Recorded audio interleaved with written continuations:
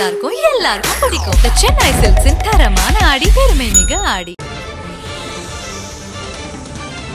NEET தேர்வு எழுதச் செல்லும் மாணவிகளின் தாலிகளை கழட்டச் சொல்வது குறித்து உயர்நீதிமன்றம் கேள்வி எழுப்பியிருக்கிறது. முறைகேடு செய்யும் அதிகாரிகள் வீட்டில் சோதனை நடத்த ஏன் உத்தரவு பிறப்பிக்கக் கூடாது என்றும் உயர்நீதிமன்றம் சரமாரியான கேள்விகளை முன்வைத்திருக்கிறது. ஒவ்வொரு இணைந்திருக்கிறார் செய்தியாளர் சகாய பிரதீபா, உயர்நீதிமன்றம் என்ன மாதிரியான கேள்விகளை முன் வச்சிருக்கிறாங்க? என்ன வழக்குல இந்த கேள்விகள் கேட்கப்பட்டது?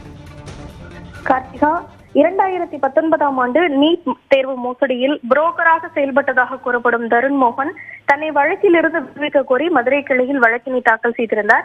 இந்த வழக்கு விசாரணையின் போதே நீதிபதி இந்தியாவிலே இல்லாத மாணவர் ஒருவருக்கு 3 மாநிலங்களில் எழுதப்பட்டுள்ளது. ஆனால் தமிழகத்தில் திருமணமான மாணவிகளின் தாலியை கூட கழட்டச் சொல்லி சோதனை செய்கிறீர்கள் என்ற கருத்தை தெரிவித்தார். அதே போல நீட் முறைகேட்டில் குற்றவாளிகளுக்கு ஆதரவாக செயல்படும் அதிகாரிகளின் வீடு, அலுவலகங்களில் ஏன் சோதனை செய்வதற்காக உத்தரவு பிறப்பிக்க கூடாது என்ற கேள்வியை எழுப்பியிருக்கிறார்.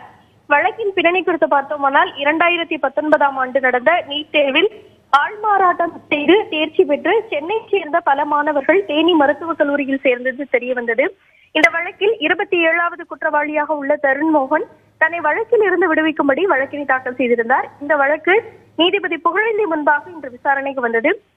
ஒரு அரசு தரப்பில் நீட் தேர்வு மோசடி வழக்கில் தேசிய தேர்வு முகமை இதுவரை எந்த தகவலையும் தரவில்லை. இதனால் வழக்கு விசாரணை மெதுவாகவே சென்று வருகிறது என தெரிவித்தார். நீட் அதாவது தேசிய தேர்வு முகமை தரப்பில் ஆஜரான வழக்கறிஞர் இது தொடர்பாக அறிக்கை தாக்கல் செய்ய கால அவகாசத்தை கோரினார். அதற்கு நீதிபதி வழக்கு பதிவு செய்து 5 ஆண்டுகள் ஆகிறது. இந்தியாவிலே இல்லாத மாணவர் ஒருவருக்கு 3 மாநிலங்களில் தேர்வு எழுதப்பட்டுள்ளது.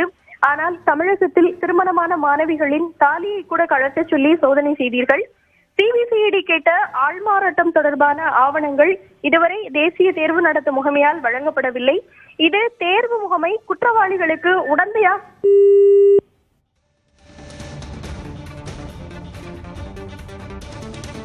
2019ஆம் ஆண்டு நீட் தேர்வு மோசடியில் புரோக்கராக செயல்பட்டதாக கூறப்படும் தருண் மோகன் தன்னை வழக்கிலிருந்து விடுவிக்க கோரி தொடர்ந்த வழக்கில் நீதிபதிகள் இந்த கேள்விகளை எழுப்பியிருக்கிறார்கள். விவரங்களை வழங்கியமைக்கு நன்றி சகாய பிரதீபா. எல்லாமே நல்லா இருக்கும், எல்லாருக்கும் பிடிக்கும். The Chennai Silks in தரமான ஆடி, பெருமை மிக ஆடி.